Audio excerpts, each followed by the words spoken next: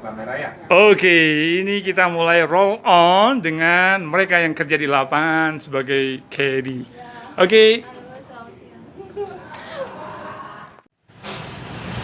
Assalamualaikum dan selamat pagi kawan-kawan semuanya. Baik, hari ini Sugianto Dream akan menuju ke Taman Dayu dan berjumpa dengan golf manajernya Pak Tono. Maka mari ikutin kegiatan Sugianto hari ini untuk mendapatkan insight dari Pak Tono dan juga Taman Dayu. Kita akan berangkat di mobil standby di rumah, kemudian kita akan menggunakan Hiace untuk menuju ke Taman Dayu. Oke, let's go and check it out. Baik, kita sudah melewati tol turun ke Pandaan dan kita lihat view gunung yang menuju ke Taman Dayu. Oke, that is a good view of Taman Dayu. Oke, kami melalui gate Taman Dayu dengan view Foothill Gate. Dan di sana ada kelihatan mountain view. It's very nice. This is Foothill Gate di Taman Dayu. Dan kanan kiri kita bisa lihat ada view yang sangat bagus. Beberapa orang kadang berhenti hanya untuk mengambil foto. So this is statue of Ciputra Property. Dia selalu membuat tanda kalau di setiap project propertinya selalu ada statue. Nah, ini kerjasama dengan Ciputra untuk mengelola propertinya. Oke, kita continue sampai Taman Dayu. Ini disambut porter dan keraman dari staf Taman Dayu inilah yang membuat kadang kita ingin kembali dan bermain lagi. Halo. Oke, selamat siang. Ini seperti lapangan yang lain. Kalau datang harus scan dulu untuk memastikan semuanya terkoordinir. Itu masuk sudah disediakan body checking, juga hand sanitizer, tisu, dan di sini adalah prokesnya pun disiapkan untuk mematuhi segala sesuatu yang sudah ditentukan. Lanjut, kita menuju ke lobby. Ada reception hotel di sini yang ada dua orang. Halo. Oke, kemudian kita akan lanjut ke pro shop menuju ke lantai dasar. Well, ladies and gentlemen, welcome back again to Sugianto Dream Channel.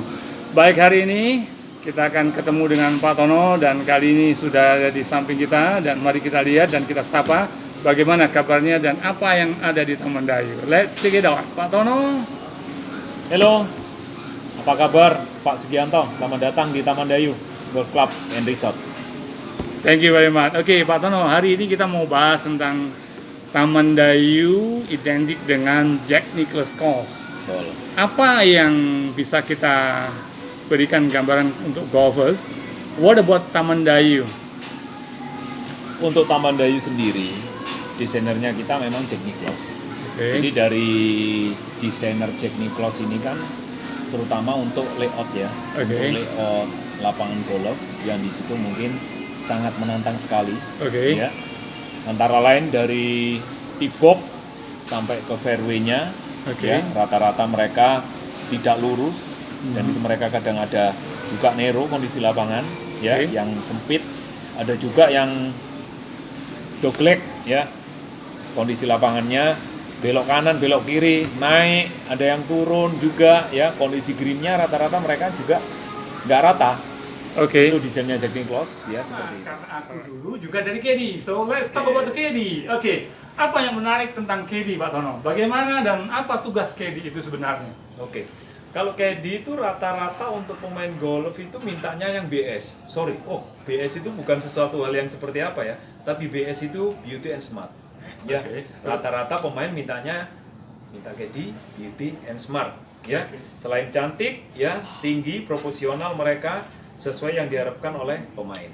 Baik, seperti kontes Miss Universe itu menggunakan kategori 3B Selain beautiful, tentunya juga ada Brian. Oke. Nah, beautiful semua orang pasti tahu karena Pasti. semua orang mengharapkan laki-laki itu melihat perempuan yang cantik atau let's say ladies, tentu hal yang sangat menarik. Tetapi dengan Brian atau bisa dikatakan dia harus cerdas. Bagaimana Pak Tono bisa membuat kedi-kedi ini bisa cerdas? Oke, untuk dari Kedi sendiri kan harus punya skill ya, skill untuk brain ya.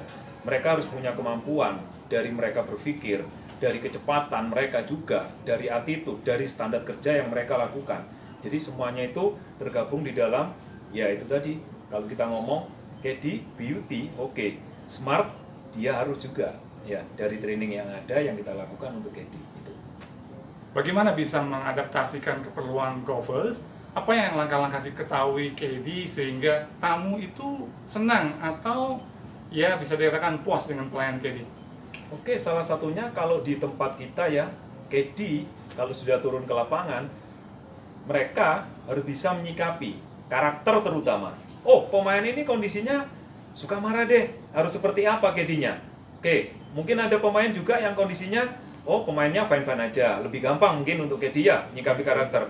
Ada mungkin pemain yang pukulannya ini beginner atau seperti apa? Oke, KD-nya harus bagaimana mereka melakukan? Ya, harus ngarahin, harus lebih cerewet lah kalau orang sama ya. Ingin tahu lebih jauh tentang 3B yang menjadi syarat KD, yaitu beautiful yang tadi sudah disebutkan, dan sekarang kita menginjak ke B kedua, yaitu bright atau paling tidak KD mempunyai akal, pikiran atau smart. Bagaimana bisa melatih KD ini bisa melakukan apa yang harus dilakukan dan bisa memberikan pelayanan baik terhadap tamu? Oke, untuk KD sendiri kan memang harus mempunyai brain, ya, harus mempunyai pemikiran yang cepat, ya, pemikiran atau kemauan ya mereka untuk bekerja bisa menghandle tamu lebih bagus. Cepat tanggap gitu Cepat ya. tanggap. That's Ya. good. Jadi contoh ya. Sekarang mungkin ada pemain yang mereka ini beginner, Oke. ya, ataupun mereka pemain yang mainnya bagus, Alright. ya. Jadi KD sendiri harus bisa menyesuaikan, ya, kemauan pemain ini seperti apa, Oke. ya. Jadi kemauan pemain, contoh hole 1, hole 2, hole 3 mungkin KD sudah tanpa tanya pemain, mereka sudah harus bisa KD tersebut sudah bisa menyesuaikan apa kemauan pemain. Atau kebutuhan stick apa yang dipakai dalam jarak 150 misalkan Betul begitu ya. sekali. Kira-kira jarak 150 rata-rata pakai apa ya? Kalau jarak 150 rata-rata contoh mungkin pakai 7 ya. Oke. Tapi KD-nya otomatis mereka nggak mungkin bawa 7 aja, mereka pasti bawa apit. Mungkin mereka yang akan dibawa di situ kondisinya ya 6, 7, 8. Oh, that's Ya. good. At Ya. least is beyond the expectation. Jadi Betul. tamu tanpa meminta ganti bolak-balik, tapi KD sudah menyiapkan apa yang kira-kira untuk pengganti daripada klub yang dibutuhkan. Betul. That's good. Kita lanjutkan pada B yang ketiga, Oke. yaitu behavior.